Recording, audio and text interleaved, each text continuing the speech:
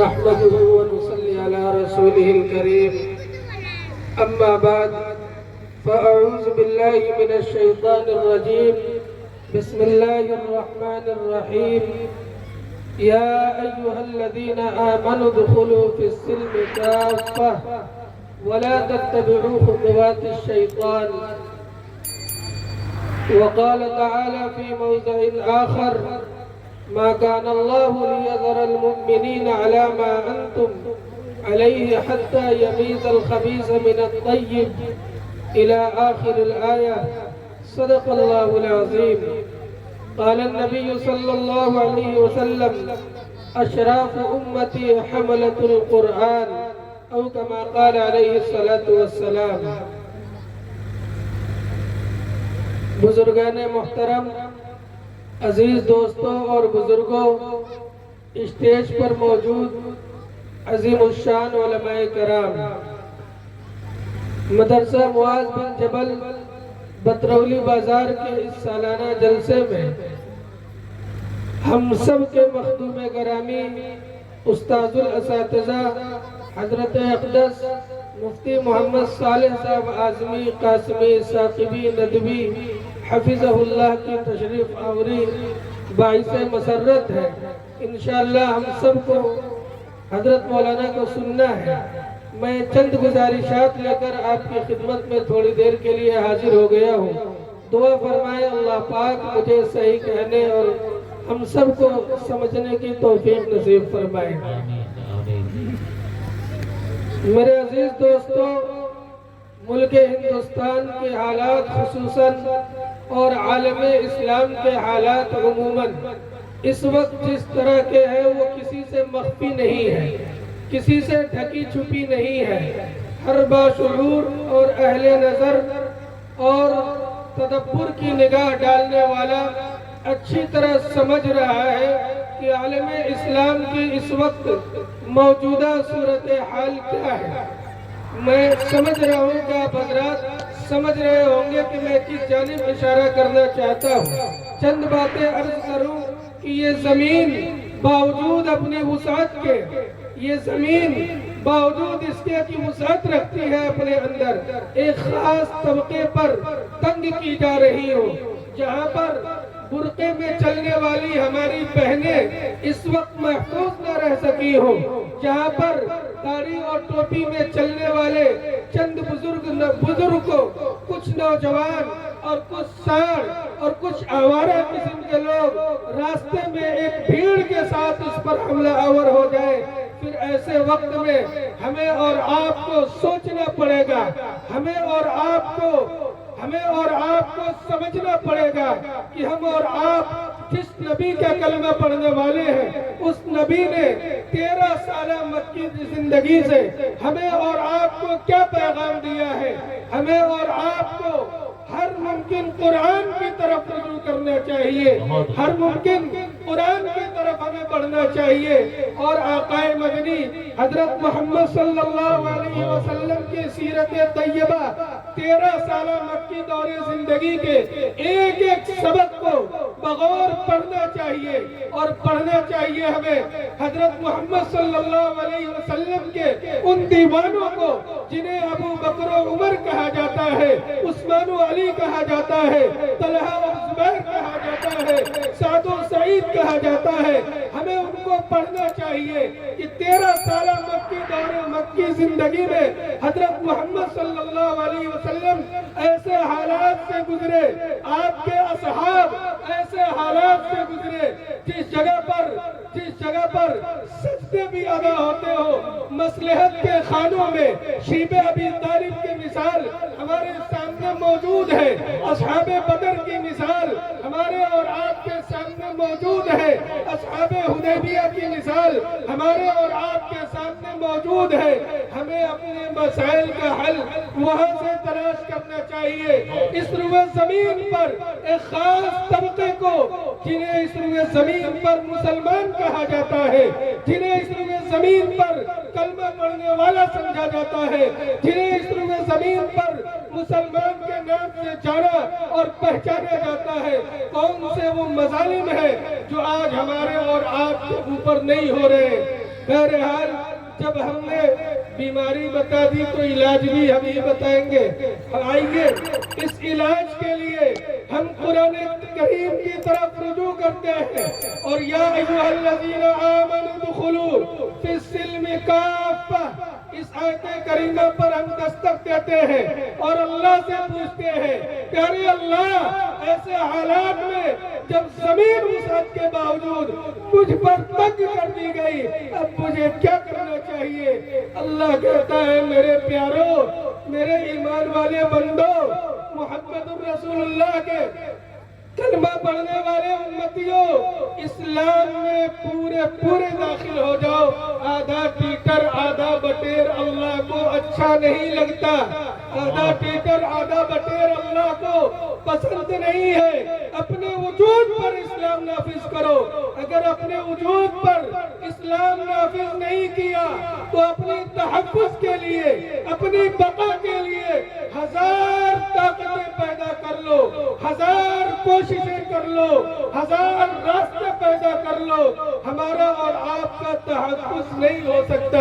اور یہ میں نہیں کہتا, علی میاں سن 80 میں کہہ گئے اور جب ہم نے علی میاں کہہ دیا تو علی میاں کا مطلب عرب و عجم بول رہا ہے. علی میاں کا مطلب اصحاب قلم بول رہا ہے. علی میاں کا مطلب دانشور بول رہا ہے. وہ بول رہا ہے جو ایک مفکر ہے, وہ بول رہا ہے جو زمانے کا مدبر ہے, وہ بول رہا ہے جس کی راتیں مسلح میں گزرتی ہے, وہ بول رہا ہے جس نے ملک و ملت کے ہر نازک موڑ پر رہنمائی کے لیے تن من دھن کی بازی لگا دیا ہو. علی میاں کا مطلب عالم اسلام کا ایک مفکر بول رہا ہے. علی میاں کہہ گئے اے ہندوستان کے مسلمانوں اگر اس ملک میں اسلامی تشخص کے ساتھ باقی رہنا چاہتے ہو, اس ملک میں اگر اسلامی آن بان اور شان کے ساتھ باقی رہنا چاہتے ہو تو پھر اپنے وجود پر اسلام نافذ کرو. سجاؤ اپنے چہرے کو محمد الرسول اللہ کی سنت سے, سجاؤ اپنے چہرے کو آقا مدنی صلی اللہ علیہ وسلم کی سنت سے, اپنے وجود پر اسلام نافذ کرو. ایک شخص آیا حضرت نصیح اللہ خان صاحب جلال آبادی رحمت اللہ علیہ کے پاس, کہا حضرت اسلامی حکومت کب کو آئے گی؟ حضرت نے کہا کہ تمہاری قد کتنی اونچی ہے, کتنے فٹ کے ہو؟ سوال کچھ, لیکن حضرت نے کچھ اور ہی سوال کر ڈالا, کہا 5.5 فٹ کے. حضرت نے کہا کہ 5.5 فٹ کے جسم پر اسلام نافذ نہیں کر سکتے اور خواب دیکھتے ہو عالم اسلام پر اسلام نافذ کرنے کی. اللہ کے بندے ہماری زندگی میں چوری ہے, جھوٹ ہے, غیبت ہے, تہمت ہے, الزام تراشی ہے, قتل و غارت گری ہے. اگر اسے ختم نہیں کرو گے اپنے وجود پر اسلام نافذ کرو. اس 5.5 فٹ کے جسم پر اللہ پوری دنیا میں اسلام نافذ کرے گا. اللہ پورے دنیا میں اسلام کا بول بالا کر کے رہے گا, کیونکہ اللہ کا وعدہ ہے, اللہ کا وعدہ ہے. اللہ اپنے اس دین کو ہر کچے پکے مکان میں پہنچا کے رہے گا, یہ اللہ کا وعدہ ہے. آج ہم اور آپ دیکھتے ہیں لاکھوں بہنیں, لاکھوں بیٹیاں اور ہمارے ہزاروں نوجوان اسلام کے دامن چھوڑ کر ارتداد کی طرف بڑھ رہے ہیں. میرے نوجوانوں, میرے بزرگوں, پریشان ہونے کی ضرورت نہیں ہے. میں نے آیت پڑھی ما کان اللہ لیذر المؤمنین علی ما انتم علیہ حتی یمیز الخبیث من الطیب. یہ چھٹائی کا دور چل رہا ہے, کھوٹا الگ کھارا الگ. جس طرح سے جسم سے فاسد خون کو نکال کر صحت کے لیے الگ کر دیا جاتا ہے, ایسے یہ دور چھٹائی کا دور چل رہا ہے. ایسے میں جب حالات ہر جانب سے ہمیں اور آپ کو گھیر رکھا ہو, پھر ایسے وقت میں جو مصلحت کے خانوں میں آ کر عصیمت پر عمل کرتا ہے, جو مصلحت کے خانوں میں آ کر عصیمت پر عمل کر کے دکھاتا ہے, پھر رب العالمین اسے جہان بھر میں چمکاتا ہے. رب العالمین اسے عالم تک پہنچائے گا. اس لیے پریشان نہ ہو, میں نے ایک آیت پڑھی، اللہ کے پیارے حبیب جناب محمد الرسول اللہ صلی اللہ علیہ وسلم اپنے صحابہ کے سامنے بیٹھے ہوئے ہیں۔ صحابہ سے میرے نبی نے پوچھ لیا، صحابہ سے میرے نبی نے پوچھ لیا، اے میرے صحابہ بتاؤ اس امت کے بڑے لوگ کون ہیں؟ صحابہ محو حیرت ہے، پوچھا بتاؤ اس امت کے بڑے لوگ کون ہیں؟ صحابہ کو میرے اور آپ کے جیسے بولنے کی عادت نہیں تھی۔ صحابہ نے کہا اللہ و رسولہ عالم، اللہ اور اس کے رسول ہی زیادہ جانتے ہیں۔ میرے نبی نے فرمایا سنو، اگر اللہ اور اس کے رسول ہی اگر زیادہ جانتے ہیں تو سنو میرے صحابہ، اشراف امتی حملۃ القرآن، اس امت کے سب سے بڑے لوگ وہ ہیں، اس امت کے عظیم لوگ وہ ہیں جنہوں نے اپنے سینوں میں قرآن کو سجایا ہو، جنہوں نے اپنے سینوں میں قرآن کو محفوظ کیا ہو۔ رب العالمین نے اپنے کلام کی حفاظت کی خدمت جن سے لی ہو۔ آپ آخر تک تشریف رکھیے گا، انشاءاللہ بہت جلد ہم اور آپ مدرسہ معاذ بن جبل کے ان 10 ستاروں کو اپنے سر کی کھلی آنکھوں سے دیکھیں گے جنہوں نے اپنے سینوں میں قرآن محفوظ کیا، اور جو اس امت کے بڑے لوگ ہیں، جتنے لوگ یہاں پر بیٹھے ہیں، میں آپ سب سے یہ درخواست کرتا ہوں، اگر ہم حافظ نہ بن سکے کوئی بات نہیں، یہ نیت کر لے کہ ہم اپنے بیٹوں کو، اپنے بھتیجوں کو حافظ قرآن بنائیں گے تاکہ کسی بڑے کی باپ بن سکے، کسی بڑے کے ماموں بن سکے، کسی بڑے کے داد چاچا بن سکے، کسی بڑے کے باپ کہلا سکے۔ ہم اور آپ یہ نیت کر کے اٹھے، یہ مدرسہ جس کے وسیع صحن میں ہم اور آپ موجود ہیں، اس مدرسے کے تعارف کے لیے میں چند باتیں آپ کے سامنے عرض کر کے اپنی بات ختم کروں۔ مدرسہ معاذ بن جبل بطرولی بازار کا یہ سالانہ جلسہ جہاں پر ہم اور آپ تشریف رکھتے ہیں، اس مدرسے کی بنیاد اور اس مدرسے کی تعلیم و تربیت کا آغاز عجب انداز سے ہوا۔ مولانا غفران صاحب، عجب انداز سے ہوا ایسے وقت میں جب گھر سے نکلنا ہر آدمی اپنے لیے نقصان دہ سمجھتا تھا، ہر آدمی پریشان تھا۔ اس وقت چند دیوانوں کو اللہ نے منتخب کیا، اللہ نے انہیں چنا، اپنے سینے میں، اپنے دل میں ایک درد لے کر کے اٹھے کہ اگر امت کے ان نونہالوں کو، امت کے اس مستقبل جوانوں کو، ان بچوں کو، بچیوں کو اگر سنبھالا نہ گیا، ان کے ہاتھ میں قلم نہ دیے گئے، ان کے دل میں قال اللہ اور قال رسول کی صدائیں نہ اتاری گئی، پھر تو حالات بد سے بدتر ہو جائیں گے۔ چند نوجوانوں نے فکر کیا اور الحمدللہ ثم الحمدللہ 15 نومبر 2020 دو اساتذہ اور دو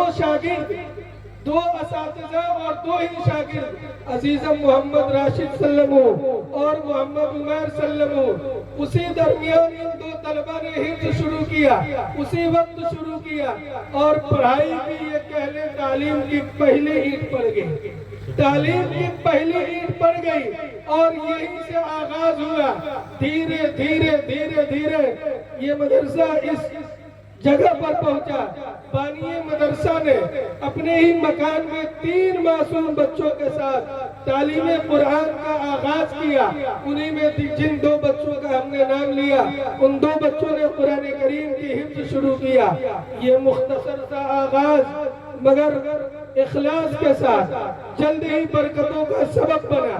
چند خیر خواہ اور درد دل رکھنے والے افراد کے مشورے سے مدرسے کی بنیاد مضبوط تر ہوتی گئی۔